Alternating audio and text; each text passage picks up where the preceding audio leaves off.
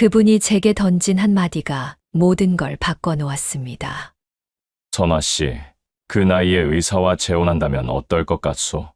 그 순간 저는 그저 웃음으로 넘겼습니다. 하지만 그 질문이 제 인생을 완전히 뒤바꿔 놓을 줄은 상상도 못했습니다.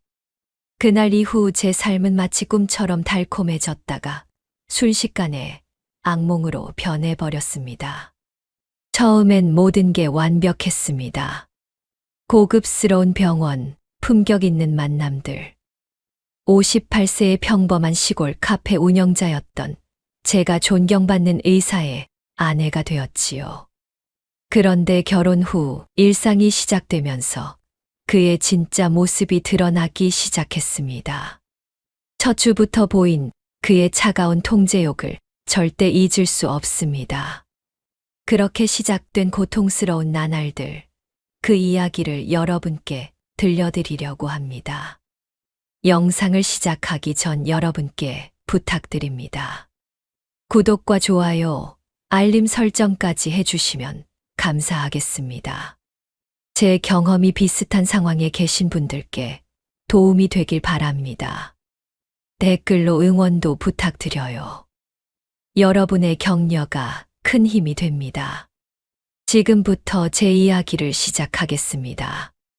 안녕하세요. 저는 전라남도 곡성에서 작은 샐러드 카페를 운영하고 있는 58세 박선화입니다.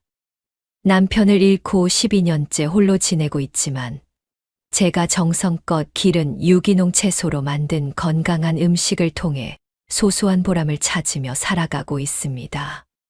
곡성 시내 한적한 골목에 자리한 초록정원이라는 작은 카페를 운영하고 있어요. 규모는 작지만 건강을 생각하는 단골분들이 꾸준히 찾아주시는 곳입니다. 남편이 세상을 떠난 후에도 이 작은 공간을 지키며 모든 일을 혼자서 감당해왔지요. 새벽부터 일어나 뒷마당 텃밭에서 싱싱한 채소를 수확하고 정성껏 손질해서 영양 만점 샐러드를 만드는 것이 제 일상이었습니다. 도시 사람들이 보기엔 단조로울 수 있겠지만 직접 기른 상추와 토마토, 오이를 따서 신선한 샐러드를 만들고 손님들이 몸이 가벼워졌어요. 피부가 좋아졌어요. 라고 말씀해 주실 때면 정말 뿌듯했어요. 특히 고혈압이나 당뇨로 고생하시던 어르신들이 꾸준히 드시고 건강해지는 모습을 볼 때면 이 일에 대한 자부심을 느꼈습니다. 하루는 보통 새벽 5시에 시작됩니다. 텃밭으로 나가 그날 사용할 채소들을 정성스럽게 수확하고 찬 우물물에 깨끗이 씻어 물기를 빼는 일부터 시작해요. 상추는 한 입 한 입 살펴보며 벌레 먹은 부분은 정성껏 제거하고 토마토는 당도가 높은 것들만 골라서 준비합니다. 오전 9시에 문을 열면 단골 할머니들이 벌써 기다리고 계시곤 했어요. 선아야, 오늘도 맛있는 샐러드 부탁해. 네, 어머님. 오늘은 방금 따온 케일도 넣어드릴게요.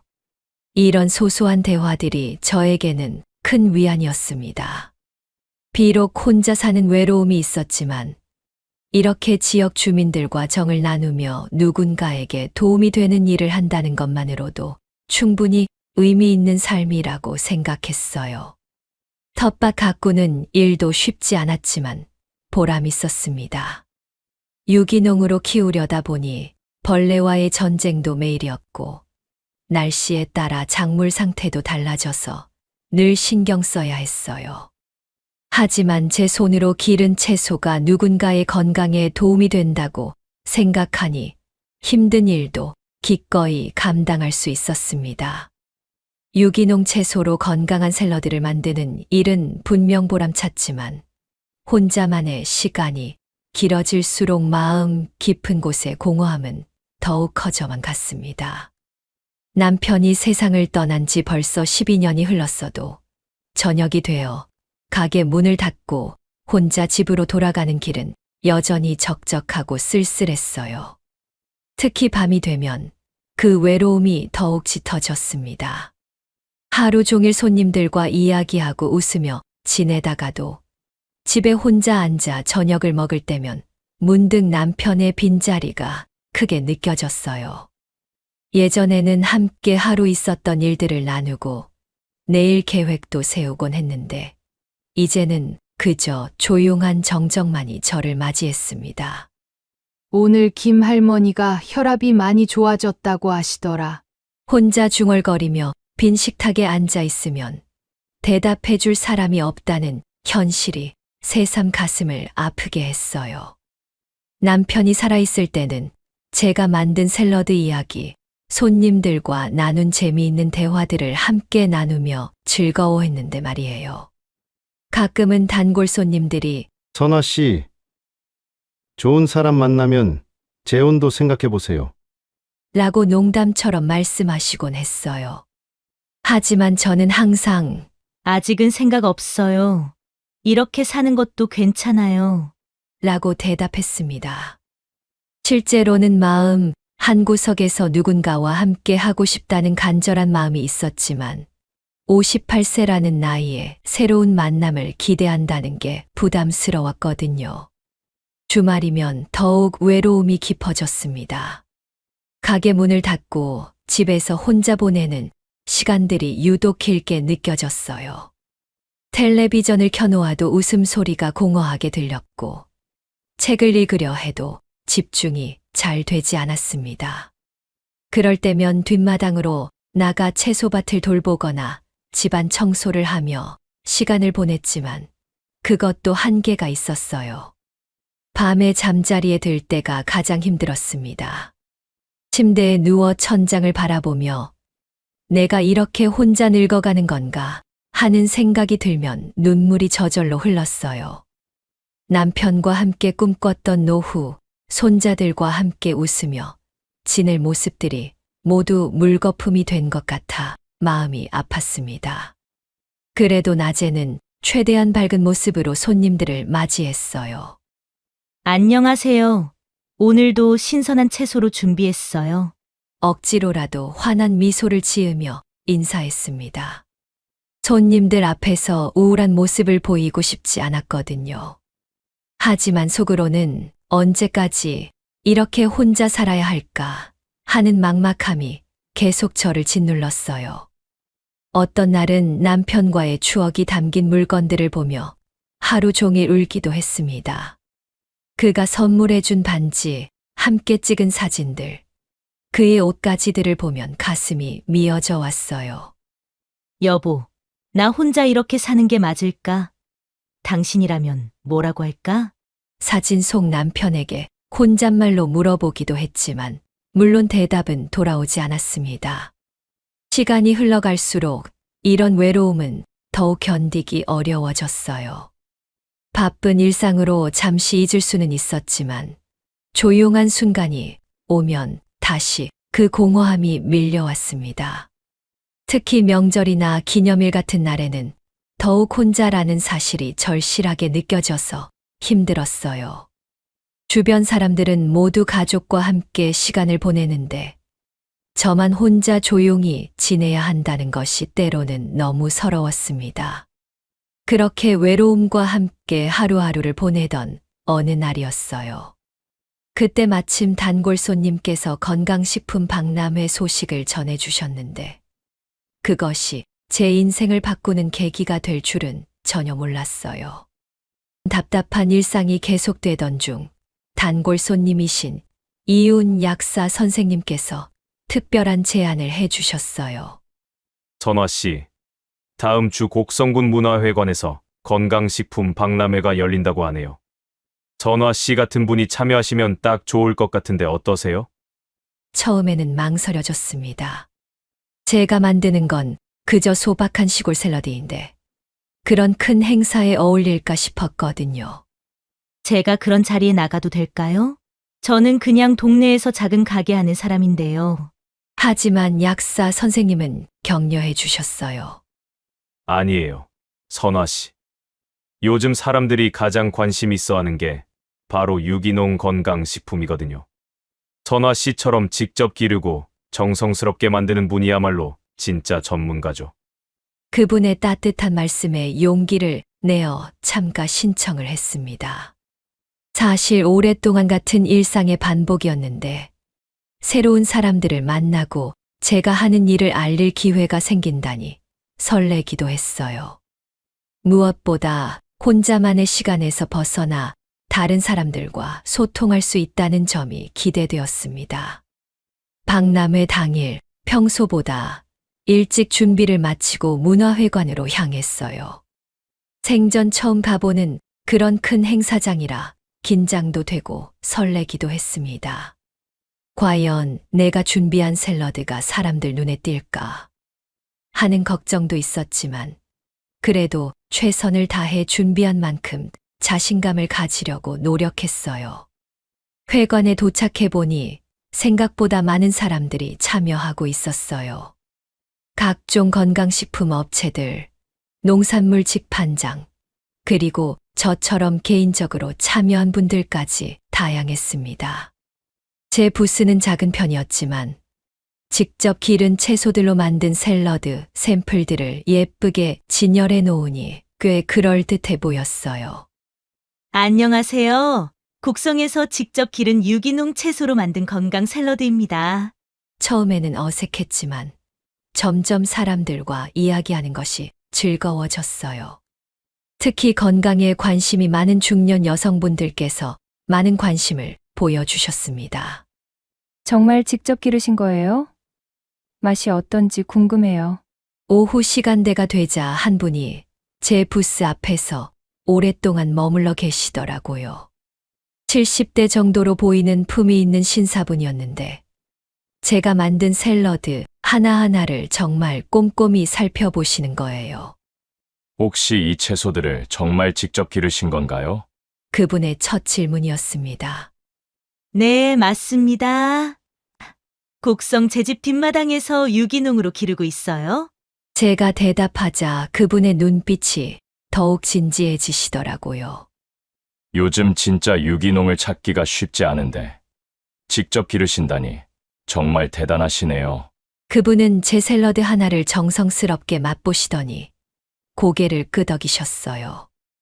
맛이 정말 다르네요. 채소 본연의 단맛이 살아있고 무엇보다 신선함이 느껴집니다. 그분의 진심 어린 평가에 제 마음도 뿌듯해졌어요. 감사합니다. 정성껏 기르고 만들었거든요. 그때 그분이 명함을 건네시면서 자기소개를 하셨어요. 저는 서울에서 내려온 최상호라고 합니다.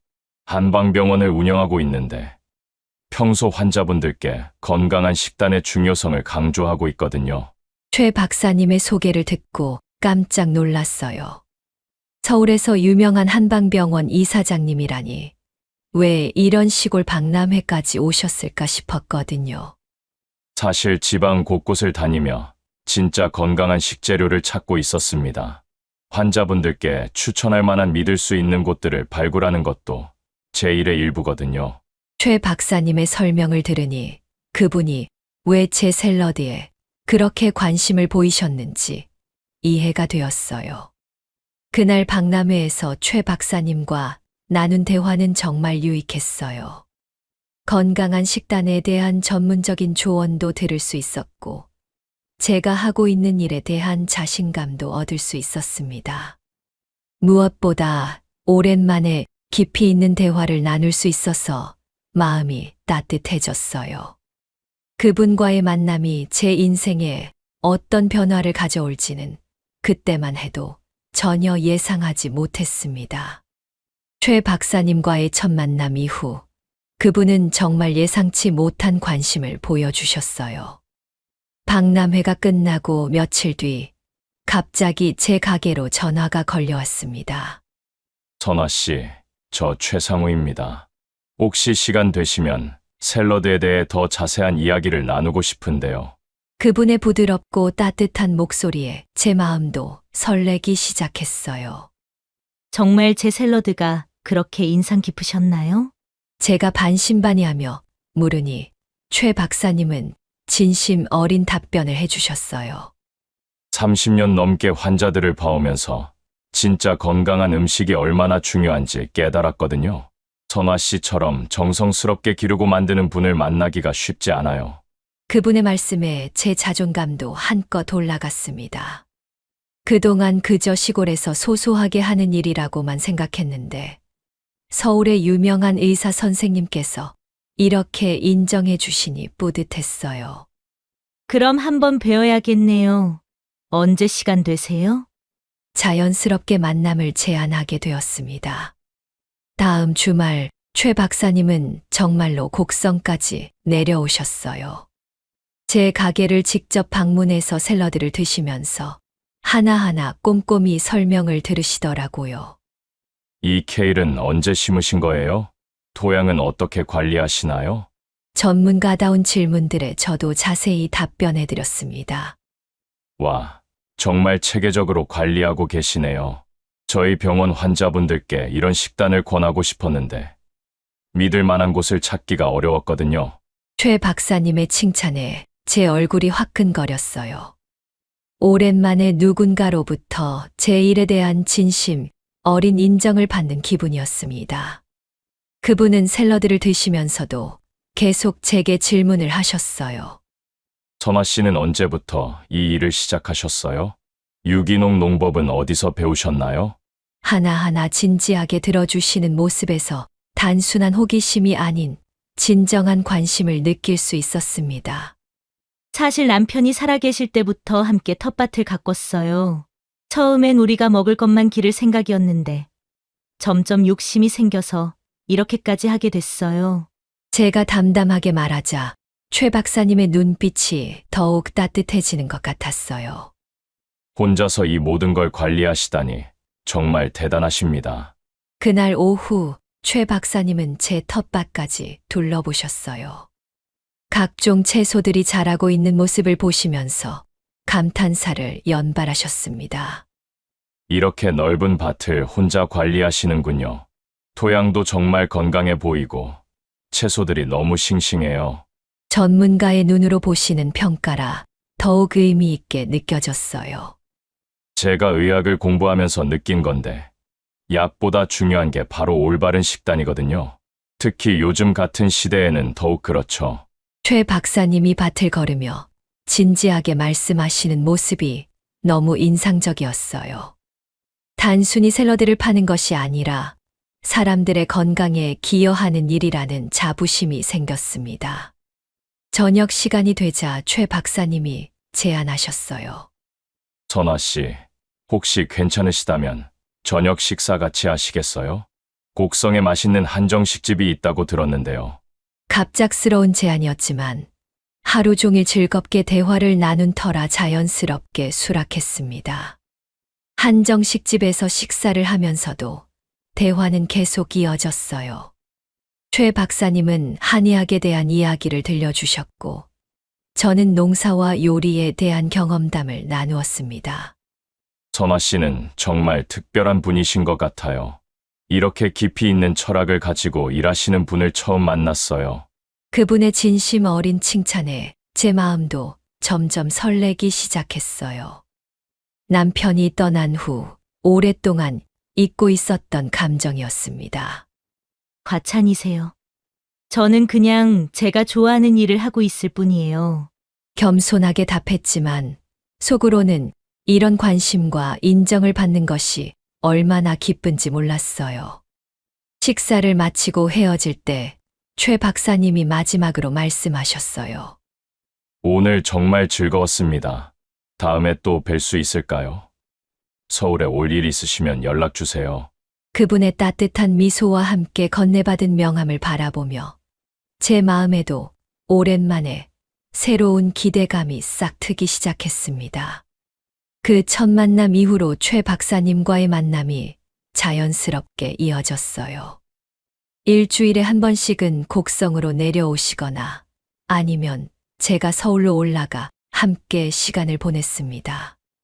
처음에는 그저 건강식에 대한 전문적인 논의였지만 점점 개인적인 이야기들도 나누게 되었어요. 선화 씨, 오늘은 제가 자주 가는 한정식집에 모시고 싶은데 어떠세요? 최 박사님의 정중한 초대에 저도 설레는 마음으로 응했습니다. 서울 강남의 고급 한정식집이었는데 그런 격조 높은 곳에서 식사해본 경험이 거의 없던 저에게는 새로운 세계였어요. 식사 자리에서 최 박사님은 제게 많은 관심을 보여주셨어요. 선화 씨는 정말 대단한 분이에요. 혼자서 그 모든 일을 해내시다니 존경스럽습니다. 그분의 진심 어린 칭찬에 제 얼굴이 붉어졌습니다. 오랫동안 누군가로부터 이런 인정을 받아본 적이 없었거든요. 과찬이세요. 저는 그냥 하루하루 주어진 일을 할 뿐이에요. 겸손하게 답했지만 속으로는 이런 관심이 얼마나 고마운지 몰랐어요. 최 박사님은 제 말 한마디를 정말 진지하게 들어주셨고 때로는 깊이 있는 조언도 해주셨습니다. 며칠 후 최 박사님은 저를 클래식 음악회에 초대해 주셨어요. 선화 씨, 혹시 음악 좋아하세요? 세종문화회관에서 좋은 공연이 있는데 함께 가시겠어요? 음악회라니 정말 오랜만이었어요. 남편과 함께 다녔던 기억이 새록새록 떠올랐습니다. 그날 밤 음악회장에서 아름다운 선율을 들으며 옆에 앉은 최 박사님을 슬쩍 바라봤어요. 음악에 푹 빠진 그분의 모습이 정말 품격 있어 보였습니다. 어떠세요? 음악이 마음에 드시나요? 중간 휴식 시간에 그분이 조심스럽게 물어보셨어요. 네, 정말 아름다워요. 오랜만에 이런 여유를 느껴보는 것 같아요. 제 솔직한 답변에 최 박사님도 만족스러운 미소를 지으셨습니다. 공연이 끝나고 나오는 길에 그분이 갑자기 말씀하셨어요. 선화 씨와 함께하는 시간이 저에게는 정말 소중해요. 그 말에 제 심장이 두근거리기 시작했어요. 58세라는 나이에 이런 설렘을 느낄 줄은 정말 몰랐습니다. 저도 박사님과의 시간이 즐거워요. 조심스럽게 대답했지만 제 마음 속에는 이미 새로운 감정이 싹 트고 있었어요. 다음 주에는 최 박사님이 한의학 세미나에 저를 동반해 주셨어요. 건강식에 관심 있는 분들이 많이 오니까 선화 씨도 함께 가시면 좋을 것 같아요. 세미나장에서 그분은 제게 여러 동료, 의사들을 소개해 주셨습니다. 이분이 제가 늘 말씀드렸던 유기농 전문가 박선화 씨입니다. 그런 자리에서 최 박사님은 항상 저를 자랑스럽게 소개해 주셨어요. 선화 씨는 정말 놀라운 분이에요. 진짜 건강한 식재료가 무엇인지 아시는 몇 안 되는 분 중 하나죠. 그분의 칭찬에 주변 사람들도 저에게 관심을 보여주었고, 저는 점점 자신감을 얻어갔습니다. 어느 날 저녁 한강공원을 산책하며 최 박사님이 조심스럽게 말을 꺼내셨어요. 선화 씨, 솔직히 말씀드리면 저는 선화 씨에게 특별한 감정을 느끼고 있어요. 갑작스러운 고백에 저는 잠시 말문이 막혔습니다. 하지만 제 마음도 이미 같은 방향으로 기울어져 있었어요. 박사님, 떨리는 목소리로 대답하려던 순간 그분이 더 진지하게 말씀하셨어요. 저도 이런 나이에 이런 감정을 느낄 줄은 몰랐어요. 하지만 선화 씨와 함께 있으면 정말 행복합니다. 그분의 진심 어린 고백에 제 마음도 완전히 녹아버렸어요. 저도 박사님과 함께하는 시간이 정말 소중해요. 오랫동안 잊고 있었던 감정을 다시 느끼게 해주셔서 감사해요. 그렇게 우리는 서로의 마음을 확인했습니다. 한강의 야경을 바라보며 손을 잡고 걷는 그 순간이 정말 꿈 같았어요. 그날 이후로 우리의 관계는 더욱 깊어졌습니다. 최 박사님은 더 자주 곡성을 찾아주셨고, 저도 서울에서 그분과 보내는 시간이 늘어났어요. 마치 젊은 연인처럼 설레고 행복한 나날들이었습니다. 혼자였던 오랜 시간 동안 느꼈던 외로움이 사라지고 새로운 희망이 생겼어요. 그때만 해도 앞으로 어떤 일이 벌어질지는 전혀 예상하지 못했습니다. 그렇게 달콤한 시간들이 흘러간 지 2달쯤 되던 어느 날이었어요. 최 박사님이 평소와는 다른 진지한 표정으로 저를 바라보시더라고요. 서울 남산의 고급 레스토랑에서 저녁을 함께 하던 중이었는데 갑자기 조용해지신 거예요. 선아 씨, 제가 드리고 싶은 말씀이 있어요. 그분의 목소리에서 평소와 다른 무게감이 느껴져서 저도 긴장하게 되었습니다. 네, 말씀해 보세요. 최 박사님은 잠시 망설이시더니 천천히 입을 여셨어요. 저희 나이에 이런 말씀을 드리는 게 맞는지 모르겠지만 선아 씨와 함께 남은 인생을 보내고 싶습니다. 순간 제 심장이 멈춘 것 같았어요. 재혼 제안이었습니다. 58세라는 나이에 이런 순간이 올 줄은 정말 꿈에도 몰랐거든요. 박사님, 그게 당황한 저를 보시며 최 박사님이 더욱 진지하게 말씀하셨어요. 선아 씨, 나이가 많다고 해서 새로운 시작을 포기할 필요는 없지 않을까요? 노년에도 인생은 다시 시작될 수 있어요. 저와 선아 씨, 우리에게도 새로운 행복이 기다리고 있을 거예요. 그분의 말씀에 제 마음이 크게 흔들렸습니다.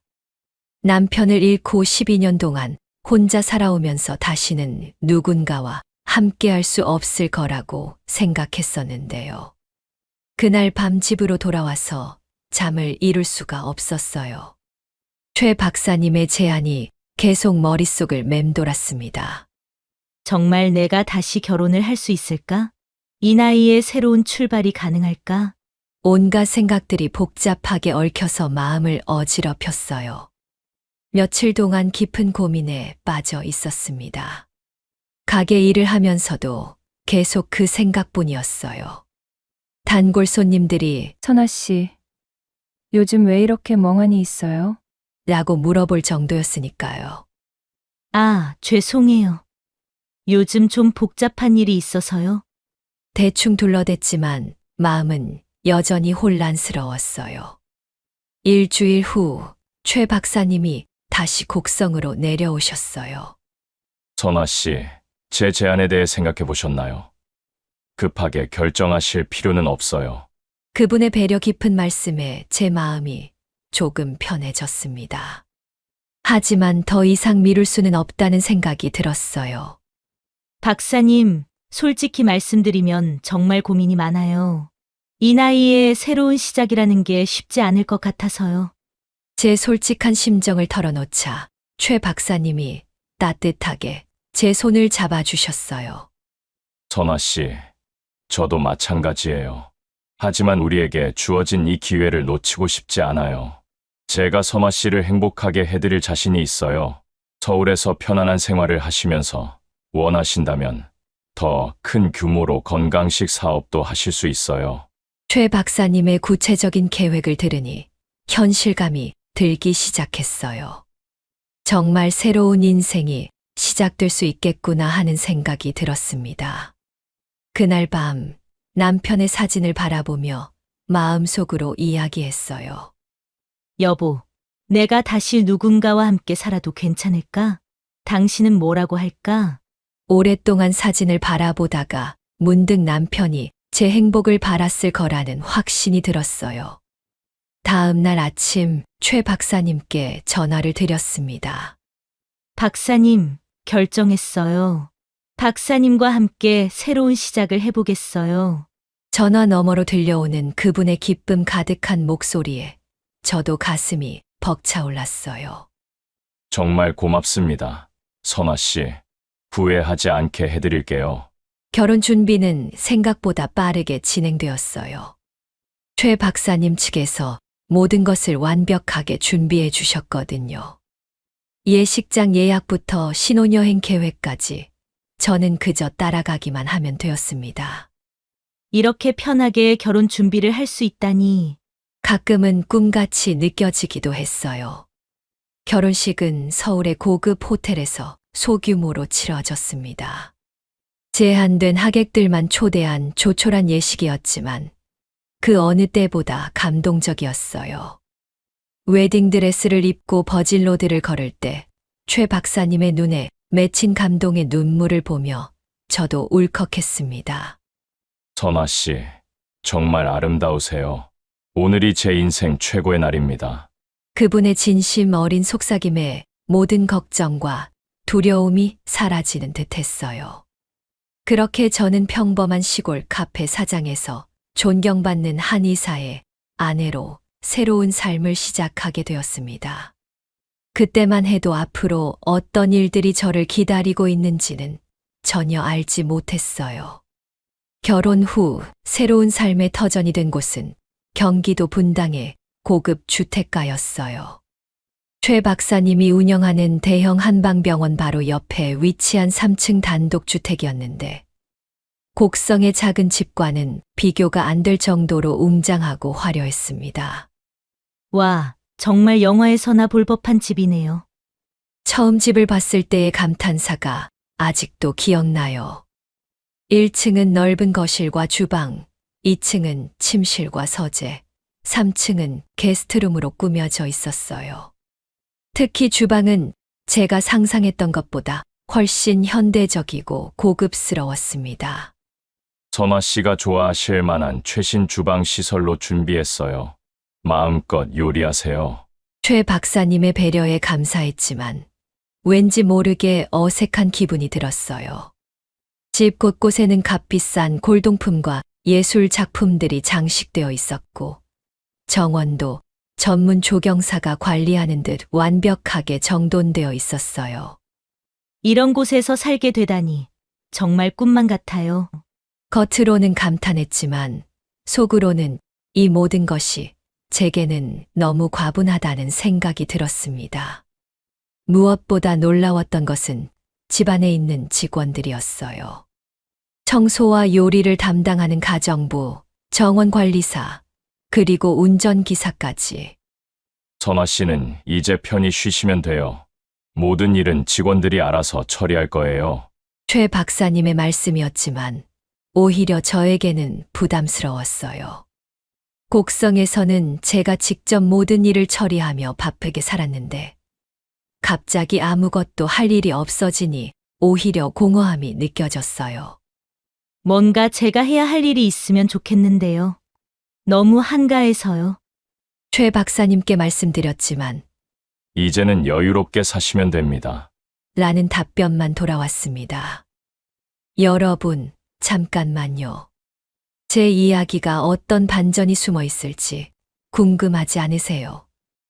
혹시 어떤 반전으로 이어질지 궁금하시다면 구독과 좋아요 버튼을 눌러주세요. 그리고 댓글로 여러분은 어떤 결정을 했을지도 나눠주시면 정말 감사하겠어요. 제 경험이 누군가에게는 경고가, 누군가에게는 위로가 되었으면 좋겠습니다. 처음 몇 주는 정말 신기하고 즐거웠어요. 매일 아침 가정부가 준비해주는 정성스러운 아침 식사, 운전기사가 데려다주는 쇼핑, 그리고 고급 미용실에서 받는 관리까지. 마치 드라마 속 주인공이 된 것 같았거든요. 이런 삶을 살 수 있다니 정말 행복해요. 하지만 시간이 지날수록 뭔가 어색한 기분이 들기 시작했어요. 모든 것이 너무 완벽하고 규칙적이어서 오히려 숨이 막히는 느낌이었습니다. 곡성에서의 자유로운 일상과는 너무 달랐거든요. 이게 정말 내가 원했던 삶일까? 하는 의문이 들기 시작했어요. 특히 불편했던 것은 제가 뭔가 하려고 할 때마다 사모님, 그건 저희가 할 일이에요. 라며 제지당하는 것이었어요.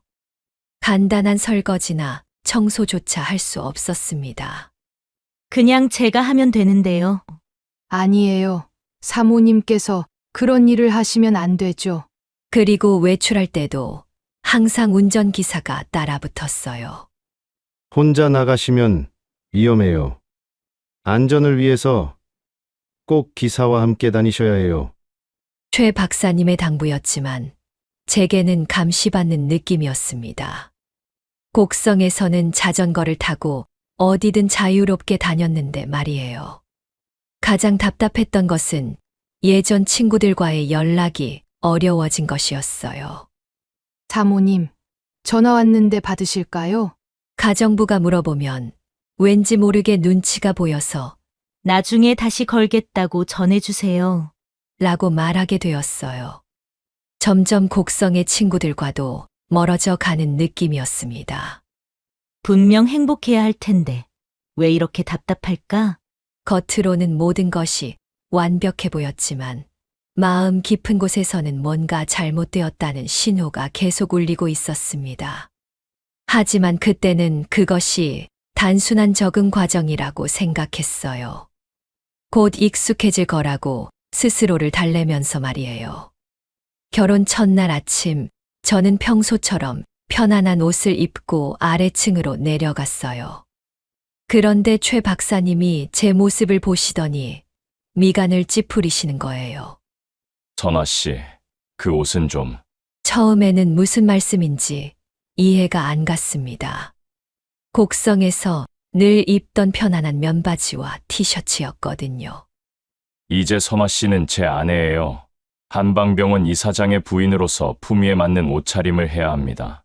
그분의 말씀에 당황했지만 새로운 환경에 적응해야 한다는 생각으로 받아들였어요. 그럼 어떤 옷을 입어야 할까요?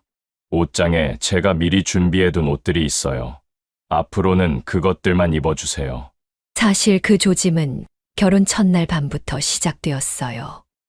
신혼여행에서 돌아온 그날 저녁, 침실에서 잠자리에 들 준비를 하고 있는데 최 박사님이 갑자기 말씀하시더라고요. 선아 씨, 앞으로 우리는 건강한 부부 생활을 위해 규칙을 정해야 해요. 무슨 말씀인지 몰라 고개를 갸웃했어요. 잠자리 시간은 밤 10시로 고정하고 기상 시간은 오전 6시 30분으로 맞춰야 해요. 그리고 침실 온도는 항상 22도를 유지해 주세요. 심지어 잠자리에서의 자세까지 지적하시더라고요. 선아 씨, 옆으로 누워서 자는 건 척추에 좋지 않아요. 바로 누워서 주무셔야 해요. 옷장을 열어보니 정말 고급스러운 옷들이 가득했어요. 하지만 모두 저희 취향과는 거리가 먼 정장 스타일이었습니다. 어두운 색상의 블라우스, 무릎까지 오는 정중한 치마, 격식 있는 재킷들만 있었어요. 이런 옷들을 매일 입어야 하나요? 네, 이제 선아 씨의 위치에 맞는 옷차림이에요. 아침 식사 시간에도 놀라운 일이 기다리고 있었어요. 테이블 위에는 정해진 메뉴가 놓여 있었는데 최 박사님이 직접 정한 건강식이었습니다. 앞으로 선아 씨의 모든 식사는 제가 직접 계획한 메뉴로 드시게 됩니다. 영양사와 상의해서 완벽하게 계산된 식단이에요.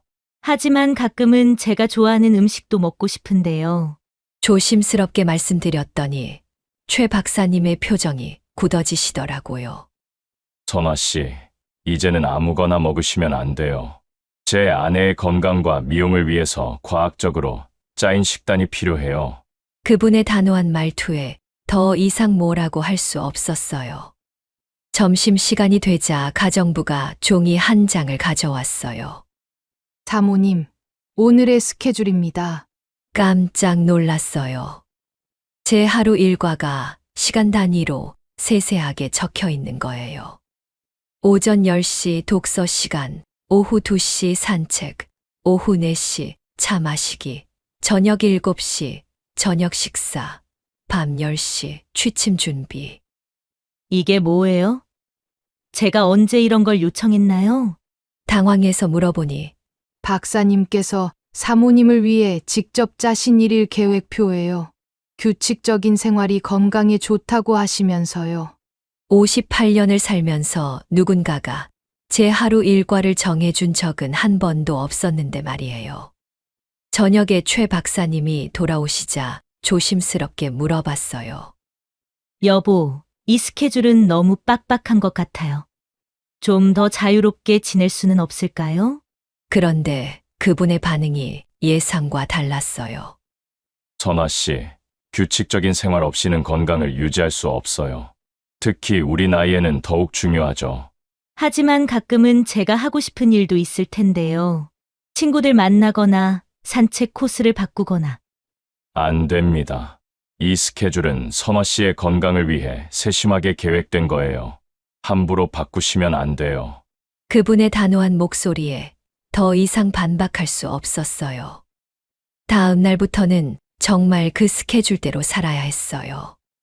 아침 7시 기상, 7시 30분 아침 식사, 9시 가벼운 체조. 마치 군대나 기숙사 생활을 하는 것 같았습니다. 조금이라도 시간에 어긋나면 가정부가 와서 사모님, 다음 스케줄 시간이에요. 라고 알려주었어요. 외출할 때는 더욱 심했어요. 오늘 입으실 옷은 이걸로 준비했어요. 가정부가 미리 골라놓은 옷을 입어야 했고, 액세서리까지 지정되어 있었어요. 저는 이 귀걸이가 더 좋은데요. 아니에요, 사모님. 박사님께서 오늘은 진주 귀걸이를 착용하라고 하셨어요. 그렇게 통제받는 생활이 계속되자 점점 제 자신을 잃어가는 느낌이었어요. 곡성에서는 아침에 일어나서 오늘은 뭘 할까? 하고 자유롭게 계획을 세울 수 있었는데, 이제는 모든 것이 정해져 있었습니다. 마치 제가 로봇이 된 것 같은 기분이었어요.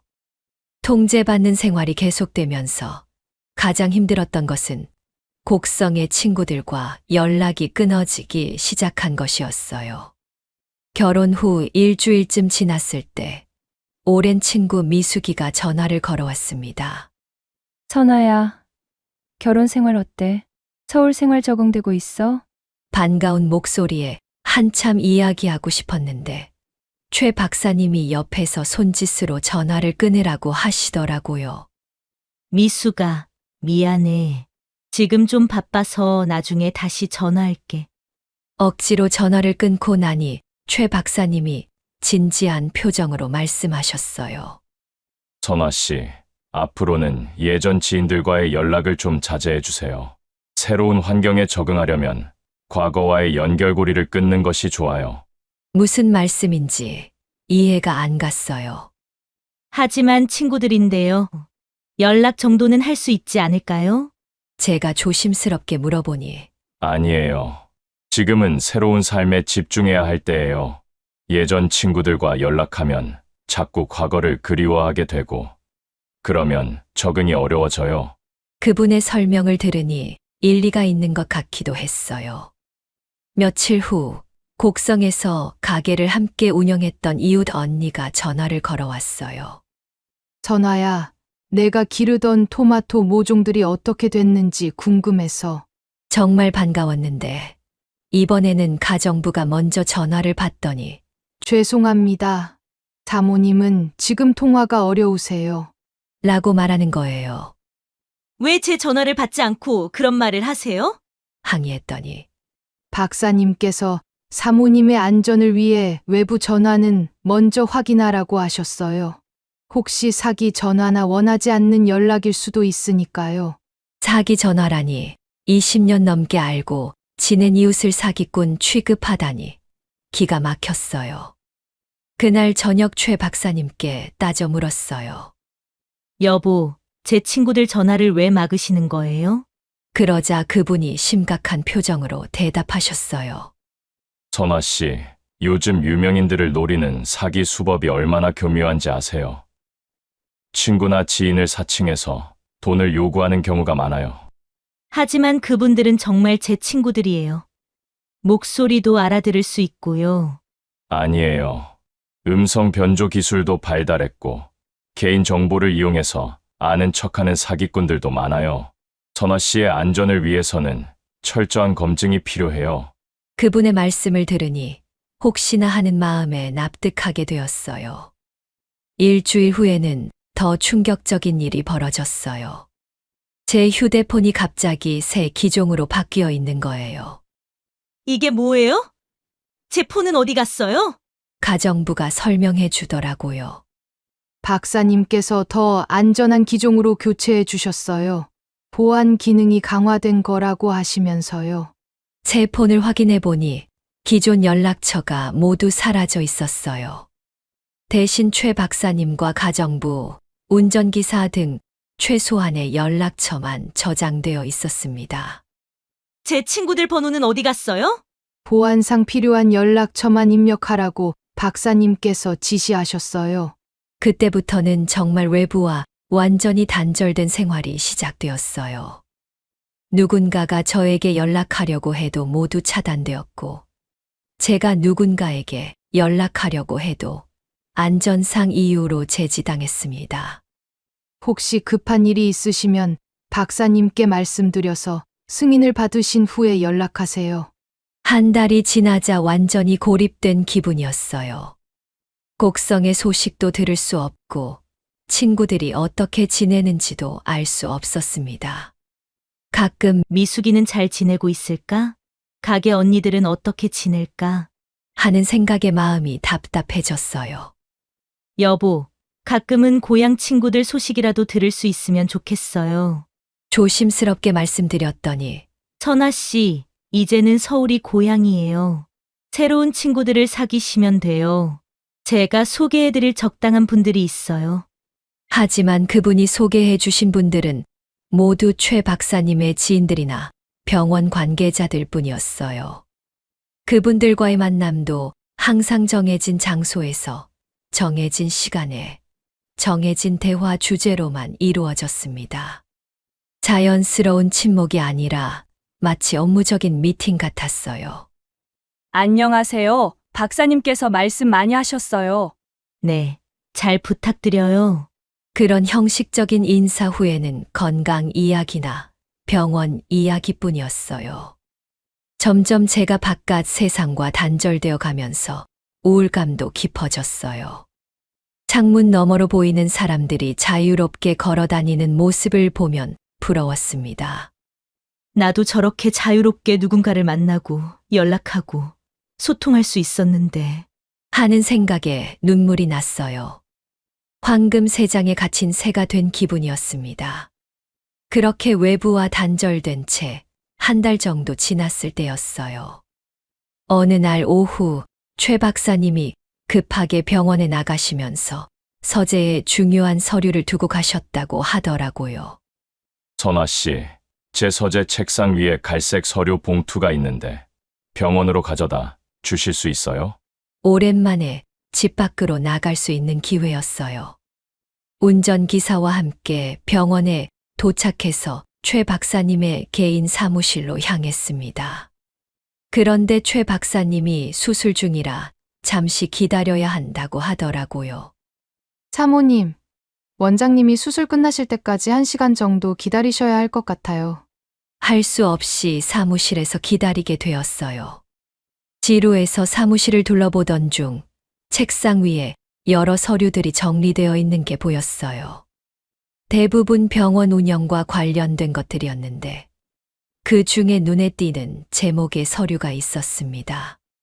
내부 의료진 보고서, 기밀 문서라고 적혀 있더라고요. 원래는 다른 사람 서류를 보면 안 되지만 왠지 모르게 궁금해졌어요. 조심스럽게 그 서류를 열어보니 충격적인 내용이 적혀 있었어요. 맨 위쪽에 전 부인 요양치료 과정 중 이상사 사례라는 제목이 선명하게 보였습니다. 순간 심장이 빨리 뛰기 시작했어요. 최 박사님의 전 부인에 대한 의료 기록이었던 거예요. 이게 뭐지?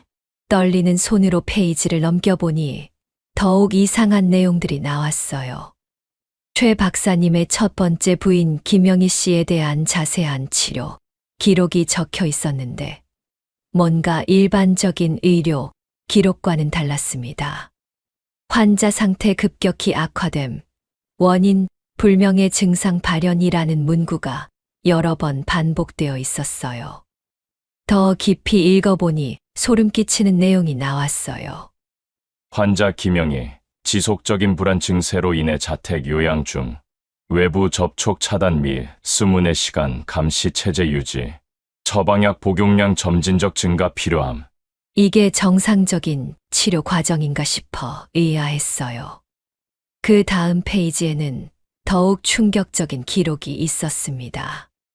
환자 상태 의식 저하, 호흡 곤란 증세 심화, 가족 남편 요청으로 응급실 이송 없이 자택에서 치료 지속. 왜 응급실에 안 보냈을까요? 그렇게 위험한 상태인데 말이에요. 마지막 페이지를 보는 순간 정말 소름이 돋았어요. 사망 확인 2019년 3월 15일 오전 2시 30분. 4인 심장마비. 담당의 최상호. 특이사항 부검 거부. 가족 요청으로 즉시 화장 처리. 모든 것이 최 박사님 혼자 결정한 것처럼 보였어요. 잠깐만. 이게 정말 사고사였을까? 의문이 들기 시작했어요. 그런데 더 놀라운 것은 두 번째 서류철이 있었다는 거예요. 최 박사님의 두 번째 부인 박미정 씨에 대한 기록도 비슷한 형태로 정리되어 있었습니다. 이것도 똑같은 패턴이네. 두 번째 부인의 기록도 첫 번째와 거의 동일했어요. 자택 요양, 외부 접촉 차단, 약물 복용량 증가, 응급실 이송 거부, 최종적으로 심장마비로 사망. 두 명의 부인이 모두 같은 방식으로 사망했다는 것이 우연의 일치일까요? 그때 갑자기 문 열리는 소리가 들렸어요. 최 박사님이 수술을 마치고 들어오시는 것 같았어요. 급하게 서류들을 원래 자리에 정리하고 아무렇지 않은 척 앉아 있었습니다. 선아 씨, 오래 기다리셨죠? 수술이 예상보다 길어졌네요. 평소와 같은 다정한 목소리였지만 제 귀에는 다르게 들렸어요. 아니에요. 괜찮아요. 여기서 잠깐 쉬었어요. 최대한 자연스럽게 대답했지만 속으로는 온갖 생각이 복잡하게 얽혀 있었어요. 방금 본 그 서류들이 정말 사실일까? 혹시 제가 잘못 이해한 걸까? 하지만 분명히 기록된 내용들이 너무 구체적이고 상세했어요. 집으로 돌아가는 차 안에서도 계속 그 생각뿐이었어요. 두 명의 부인이 모두 비슷한 방식으로 사망했다니. 그리고 문득 떠오른 생각이 있었어요. 혹시 저도 지금 같은 과정을 밟고 있는 건 아닐까? 외부와의 단절, 통제된 생활, 그리고 제 손이 저절로 떨리기 시작했습니다. 그날 밤 잠이 오지 않아 계속 그 문서 내용을 떠올렸어요. 특히 약물 복용 기록 부분이 계속 머릿속을 맴돌았습니다. 첫 번째 부인 김영희 씨의 기록을 보면 처음에는 가벼운 불안증 치료로 시작됐던 것이 점점 강한 정신과 약물로 바뀌어 갔더라고요.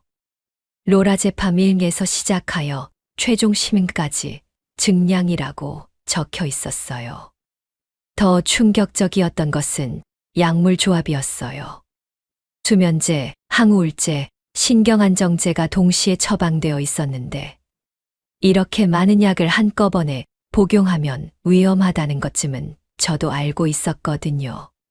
환자 의식 상태 하루 대부분 수면 상태 유지, 각성 시에도 방향감각 상실이라는 기록도 있었어요. 그리고 마지막 며칠간의 기록이 정말 소름 끼쳤어요. 3월 13일 호흡이 얕아짐, 맥박 불규칙. 3월 14일 의식 거의 없음, 수액 공급으로 연명 중. 3월 15일 새벽 2시 30분 심장 정지 확인. 이게 정말 자연사일까요? 의료진도 없이 집에서 이런 위험한 상태를 방치했다니요. 두 번째 부인 박미정 씨의 기록도 마찬가지였어요.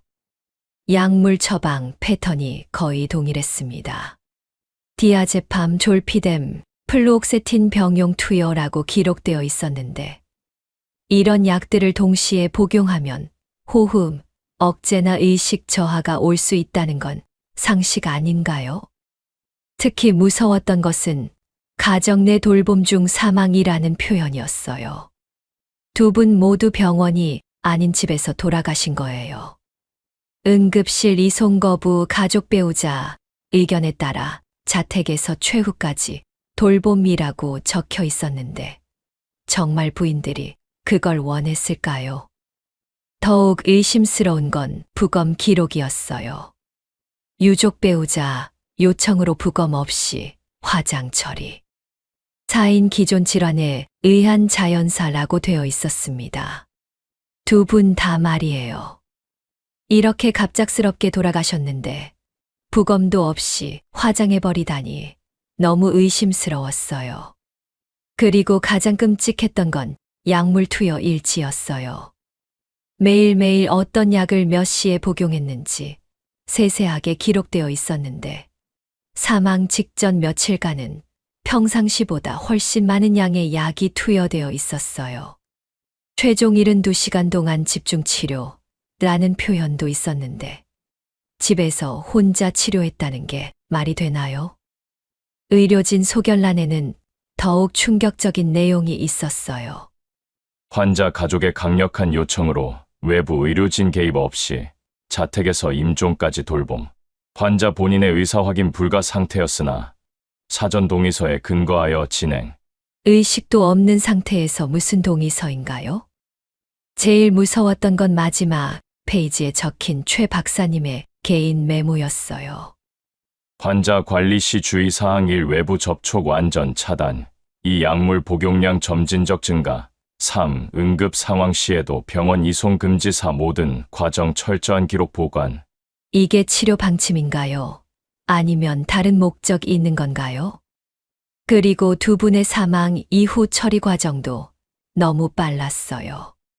사망 확인 후 6시간 이내 화장 처리 완료라고 되어 있었습니다. 보통은 최소 24시간은 기다리는 게 상식인데 말이에요. 마치 증거를 없애려는 것처럼 보였어요. 마지막으로 보험금 관련 기록도 있었어요. 생명보험금 수령 각각 20억 원, 3개월 이내 지급 완료라고 적혀 있었습니다. 두 분 다 거액의 보험에 가입되어 있었고, 최 박사님이 수익자였더라고요. 이 모든 게 우연의 일치일까요? 그날 밤 제가 복용하고 있는 영양제들을 다시 살펴봤어요. 최 박사님이 제 건강을 위해 준비해 주신 것들이었는데 갑자기 의심스러워지기 시작했습니다. 혹시 이 중에도 생각만 해도 소름이 돋았어요. 제가 지금 전 부인들과 같은 과정을 밟고 있는 건 아닐까요? 외부와의 단절, 통제된 생활, 그리고 규칙적인 약물 복용까지. 모든 것이 일치하고 있었어요. 그 충격적인 문서를 본 후 며칠 동안 잠도 제대로 잘 수 없었어요. 계속해서 전 부인들의 기록이 떠올랐고, 제가 지금 똑같은 상황에 놓여 있다는 생각이 들어 공포감이 밀려왔습니다. 이대로 있으면 안 되겠다는 절박한 마음에 탈출 계획을 세우기 시작했어요. 하지만 24시간 감시 체제에서 어떻게 혼자 나갈 수 있을까요? 기회는 일주일 후에 찾아왔어요. 최 박사님이 학회 참석으로 부산에 1박 2일 출장을 가시게 된 거예요. 선아 씨, 제가 없는 동안 집에서 조용히 쉬고 계세요. 혹시 급한 일 있으면 경호원에게 말씀하시고요. 평소와 같은 다정한 말씀이었지만 저에게는 마지막 기회처럼 느껴졌어요. 다음 날 오후 경호원에게 자연스럽게 말했어요. 오늘 날씨가 좋네요. 잠깐 근처 백화점에 가서 쇼핑 좀 하고 싶은데요. 사모님, 어디로 가실 건지 미리 말씀해 주시면 함께 동행하겠습니다. 예상했던 반응이었어요. 아니에요. 오늘은 혼자 쇼핑하고 싶어요. 2시간 정도면 충분할 것 같아요. 죄송합니다만 박사님께서 안전을 위해 단독 외출은 금지하라고 하셨습니다. 경호원의 단호한 거절에도 포기할 수 없었어요. 그럼 백화점 입구에서 기다려 주세요. 쇼핑하는 동안만이라도 혼자 있고 싶어요. 여자들만의 쇼핑이라는 게 있잖아요. 한참 설득한 끝에 경호원이 조건부로 승낙했어요. 강남의 대형 백화점에 도착해서 1시간 후에 1층 로비에서 만나요. 라고 말하고 엘리베이터를 탔어요. 하지만 3층에서 내린 후 바로 비상계단으로 향했습니다. 다행히 경호원이 따라오지 않는 것을 확인하고 급하게 지하주차장으로 내려가 택시를 잡았어요. 서울역으로 빨리 가주세요. 택시 안에서 떨리는 손으로 휴대폰을 꺼냈어요. 다행히 예전에 외워둔 번호 하나가 기억났습니다. 곡성에서 제 가게 단골이었던 이정숙 씨의 번호였어요. 그분은 지역 신문사에서 기자로 일하고 계셨거든요. 정숙 씨, 저 선아예요. 지금 급한 일이 있어서 연락드려요. 어머, 선아 씨. 그동안 연락도 없고 어떻게 지내셨어요? 반가운 목소리가 들렸지만 저는 다급했어요. 정숙 씨, 지금 서울에 계세요? 만날 수 있어요? 정말 급해요. 네, 마침 서울 출장 와 있어요. 무슨 일인데 그렇게 다급하세요? 전화로는 설명하기 어려워요. 혹시 지금 당장 만날 수 있을까요? 서울역 근처 어디든 좋아요. 제 간절한 목소리를 듣더니 정숙 씨가 흔쾌히 응해 주셨어요. 그럼 서울역 앞 카페에서 30분 후에 만나요. 제가 먼저 가서 기다리고 있을게요. 카페에 도착했을 때 정숙 씨가 벌써 와서 기다리고 계셨어요. 선아 씨, 무슨 일이에요? 얼굴이 새하얗네요. 그제서야 안도감이 들면서 눈물이 터져 나왔어요. 정숙 씨, 저 정말 위험한 상황에 있는 것 같아요. 도와주세요. 지난 몇 달간 있었던 일들을 모두 털어놓았어요.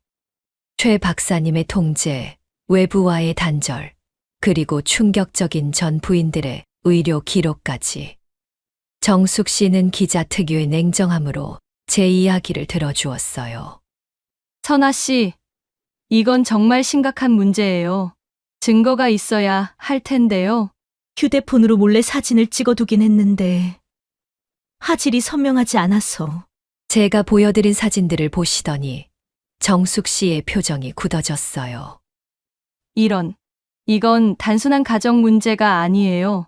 범죄의 냄새가 나는데요. 선아 씨, 지금 당장 안전한 곳으로 피해야 해요. 하지만 어디로 가야 할지 모르겠어요. 제가 사라지면 최 박사님이 찾을 거예요. 일단 제가 아는 안전한 곳이 있어요. 거기서 며칠 피해 있으면서 대책을 세워봐요. 그리고 이 일을 제대로 조사해서 기사로 만들어야겠어요. 그때 제 휴대폰이 울렸어요.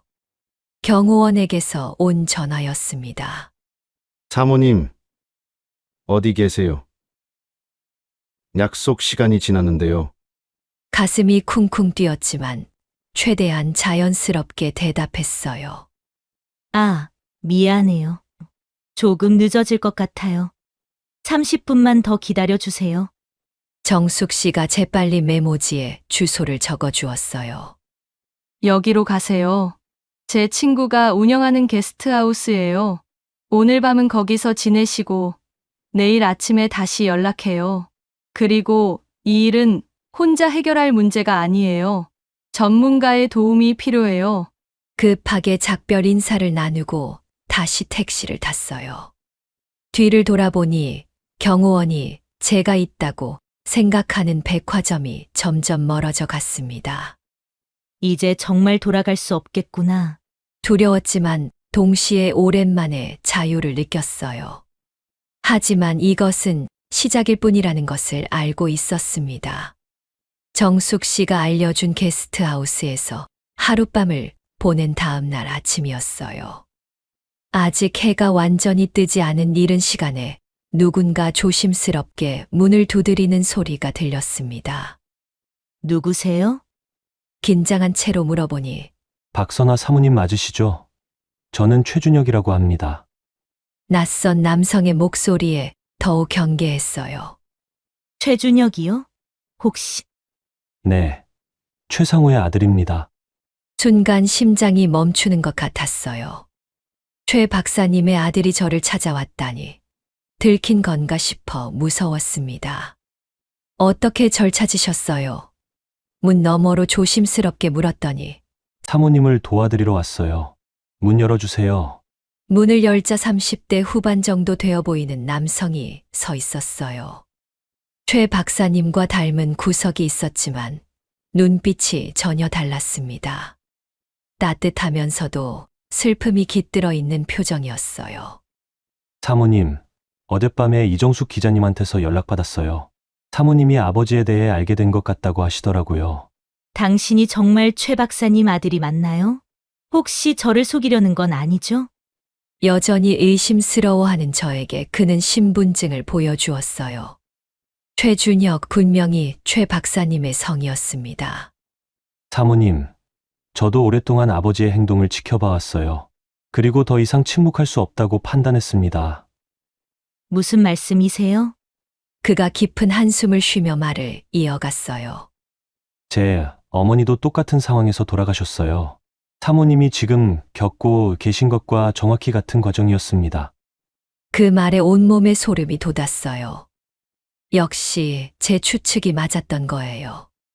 제가 의대생이었던 때부터 아버지의 이상한 행동들을 목격했어요. 어머니에게 필요 이상의 약물을 처방하고 외부와 단절시키고 모든 일상을 통제했죠.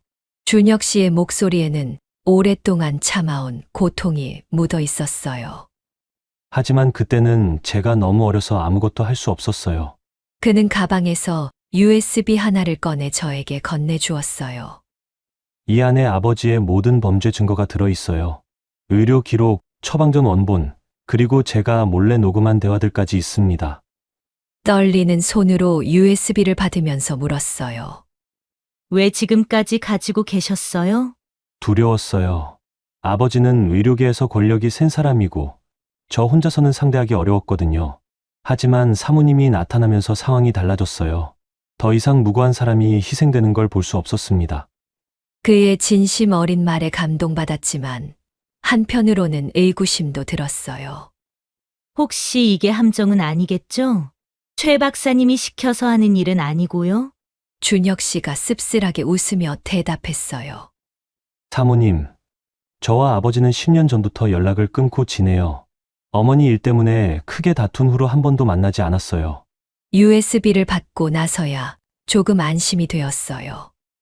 이정숙 기자님께 부탁해서 사모님을 찾았어요. 이 증거들로 아버지를 법정에 세울 수 있을 거예요.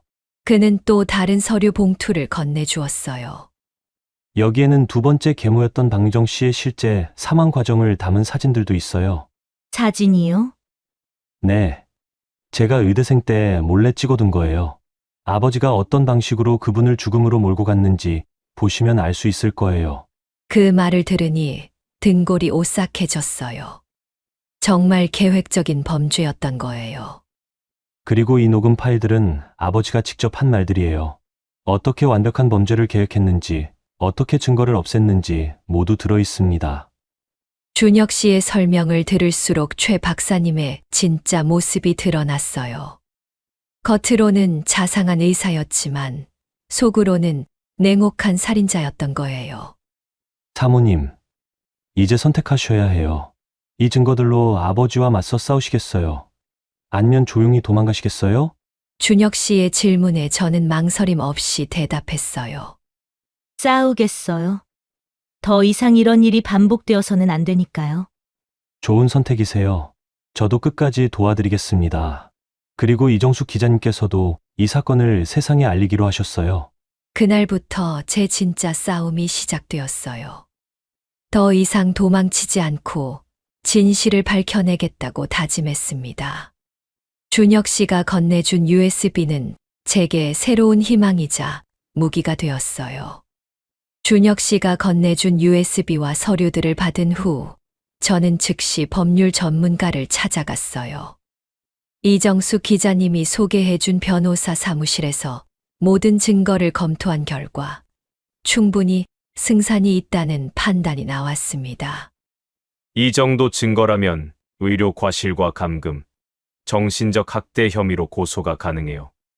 변호사님과 함께 고소장을 작성하는 과정은 정말 힘들었어요. 지난 몇 달간 겪었던 모든 일들을 하나하나 상세히 적어야 했거든요.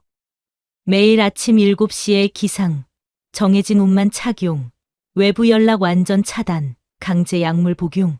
적다 보니 제가 얼마나 끔찍한 상황에 있었는지 새삼 깨달았어요. 사모님, 이 사건은 단순한 가정폭력이 아니라 조직적이고 계획적인 범죄예요. 의사라는 권위를 이용한 악질적인 행위죠. 변호사님의 말에 더욱 확신이 들었습니다.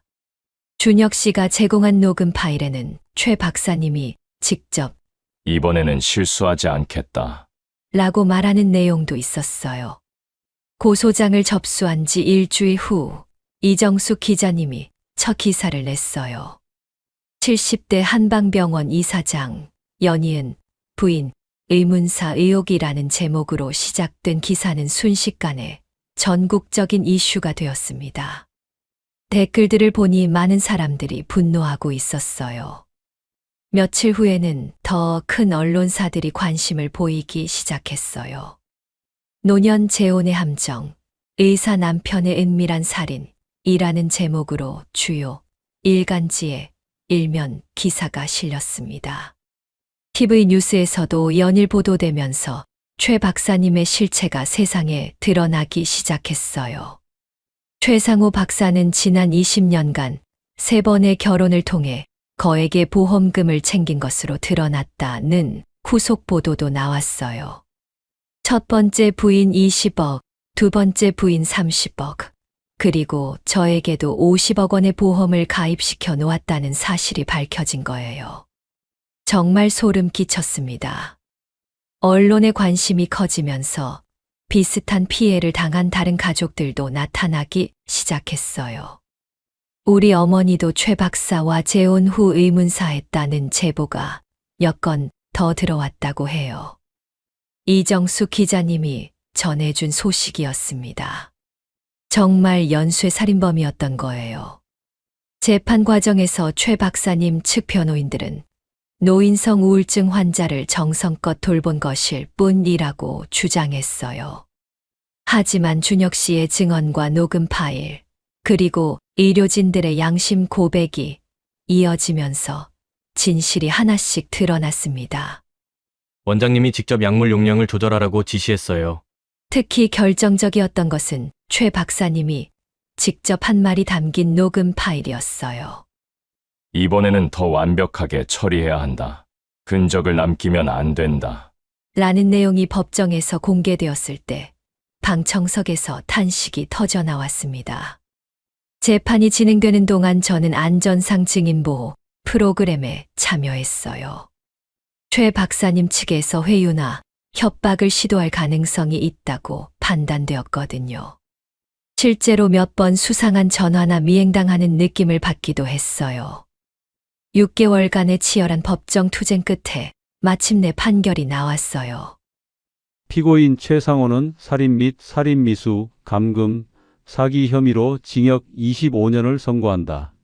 법정에서 그 말을 들었을 때 그동안 참았던 눈물이 터져 나왔습니다.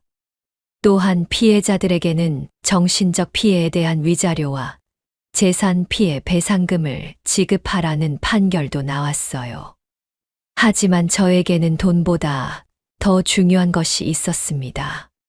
진실이 밝혀졌다는 것, 그리고 더 이상 무고한 피해자가 생기지 않을 것이라는 안도감이었어요. 재판이 끝난 후 언론들은 이 사건을 노년 재혼의 함정이라는 키워드로 집중 조명했어요. 중장년층을 대상으로 한 결혼 사기와 학대에 대한 경각심을 일깨우는 계기가 되었습니다. 황혼 재혼, 이것만은 확인하자는 특집 프로그램도 여러 차례 방송되었어요. 이정숙 기자님은 이 사건으로 탐사보도 부문에서 큰 상을 받으셨어요. 한 여성의 용기 있는 고발로 연쇄살인마를 잡아낼 수 있었다며 저의 용기를 칭찬해 주셨지만 사실 저는 그저 살아남기 위해 필사적이었을 뿐이에요. 재판 과정에서 만난 다른 피해 가족들과는 지금도 연락을 주고받고 있어요. 서로의 상처를 치유하고 새로운 시작을 응원하는 소중한 인연이 되었습니다. 준혁 씨도 아버지와 완전히 결별하고 새로운 삶을 시작했다고 해요. 이제는 정말 모든 것이 끝났고 새로운 시작을 할 때가 되었습니다.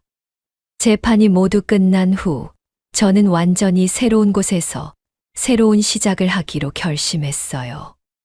서울은 너무 많은 상처와 기억이 담긴 곳이었고 곡성으로 돌아가는 것도 과거로의 회귀 같아서 망설여졌습니다. 그래서 선택한 곳이 충청북도 음성이었어요. 조용하고 평화로운 시골 마을, 그곳에서 정말 제가 원하는 삶을 시작하고 싶었거든요. 음성에 도착해서 가장 먼저 한 일은 작은 상가 건물을 임대하는 것이었어요. 1층은 식당으로, 2층은 제가 살 공간으로 꾸몄습니다. 햇살 샐러드라는 이름을 붙였는데 어둠 속에서 벗어나 다시 따뜻한 햇살을 받으며 살고 싶다는 마음을 담았어요. 간판을 달던 날, 정말 새로운 인생이 시작되는 기분이었습니다. 오랜만에 제 손으로 직접 채소를 기르기 시작했어요. 식당 뒤편에 작은 텃밭을 만들어서 상추, 깨십, 토마토, 오이 등을 심었습니다. 흙을 만지고 씨앗을 심는 그 순간, 곡성에서의 평화로운 시절이 떠올랐어요. 아, 이거구나. 내가 그리워했던 이 느낌이. 마음 깊은 곳에서 평안함이 올라왔어요. 매일 아침 5시에 일어나서 텃밭으로 나가는 것이 제 새로운 일상이 되었어요. 이슬이 맺힌 채소들을 보며 오늘은 어떤 샐러드를 만들까? 하고 생각하는 시간이 정말 행복했습니다. 서울에서는 모든 것이 정해져 있었는데 이제는 제가 원하는 대로 하루를 계획할 수 있었거든요. 어서 오세요. 오늘 갓단 채소로 만든 샐러드 어떠세요? 개업 첫날 떨리는 마음으로 첫 손님을 맞이했어요. 동네 할머니 한 분이 오셔서 여기 새로 생긴 거야? 한번 먹어볼게. 라고 하시더라고요. 제가 정성껏 만든 샐러드를 드시고 어머, 이거 정말 맛있네. 라고 하실 때 눈물이 날 뻔했어요.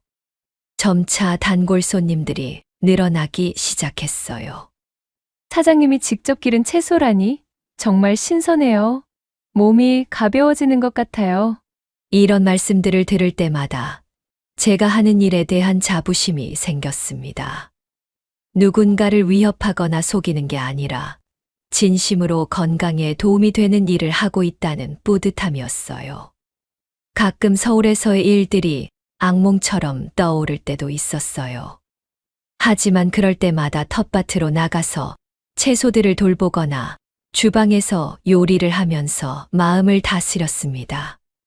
이제는 아무도 나를 통제할 수 없어. 내가 내 인생의 주인이야. 그런 생각이 들 때마다 진정한 자유가 무엇인지 깨달았어요. 1년이 지나자 햇살 샐러드는 음성에서 꽤 유명한 맛집이 되었어요. 인근 도시에서도 찾아오는 손님들이 있을 정도였습니다. 하지만 저에게는 그런 성공보다 더 소중한 것이 있었어요. 매일 아침 일어나서 오늘은 뭘 할까? 하고 자유롭게 생각할 수 있다는 것이었습니다. 동네 분들과도 자연스럽게 가까워졌어요. 선아 씨, 우리 손자가 편식이 심한데 여기 샐러드는 잘 먹어요. 선아 씨 덕분에 혈압이 많이 좋아졌어요. 이런 소소한 대화들이 제게는 큰 위로가 되었습니다. 진짜 사람다운 관계가 이런 거구나 하고 느꼈어요. 어느 날 이정숙 기자님이 음성까지 찾아와 주셨어요. 선아 씨, 정말 행복해 보여요. 이게 진짜 선아 씨 모습이네요. 그분의 말씀에 저도 고개를 끄덕였어요. 그렇습니다. 이것이 진짜 박선화의 모습이고 제가 살아가야 할 방식이었어요. 준혁 씨도 가끔 안부 전화를 주세요. 사모님, 정말 좋은 선택하신 것 같아요. 저도 아버지의 그늘에서 벗어나서 새로운 삶을 살고 있어요. 우리는 서로의 상처를 이해하는 특별한 인연이 되었습니다. 고통스러운 경험이었지만 그 덕분에 만난 소중한 사람들도 있었어요. 지금 제 하루는 이렇게 시작됩니다. 새벽 5시에 일어나서 텃밭으로 나가 채소들에게 물을 주고 그날 사용할 재료들을 정성스럽게 수확해요. 그리고 주방에서 하나하나 정성껏 요리를 준비합니다. 손님들이 오시면 따뜻하게 맞이하고 저녁에는 내일 메뉴를 생각하며 하루를 마무리해요. 비록 58세라는 늦은 나이에 큰 시련을 겪었지만 그 덕분에 진정한 자유와 행복이 무엇인지 알게 되었습니다. 화려한 생활보다는 소박하지만 자유로운 삶이 저에게는 훨씬 더 소중한 것이었어요. 인생은 나이와 상관없이 언제든 새롭게 시작할 수 있다는 것도 깨달았고요. 여러분, 오늘 제 이야기는 어떠셨나요? 혹시 지금 어려운 상황에 처해 계신 분이 있다면 포기하지 마세요. 용기를 내서 도움을 요청하고 자신의 행복을 위해 싸우세요. 모든 어둠 끝에는 반드시 새로운 아침이 찾아옵니다. 더 많은 실화와 감동적인 이야기를 원하신다면 구독 버튼과 좋아요를 눌러주세요. 알림 설정도 해두시면 새로운 영상을 가장 먼저 만나보실 수 있어요. 그리고 댓글로 여러분의 응원과 경험담도 나눠주시면 정말 감사하겠습니다. 여러분의 따뜻한 관심이 저 같은 이들에게 큰 힘이 됩니다. 다음에도 더 좋은 이야기로 찾아뵙겠습니다. 오늘도 행복한 하루 되세요.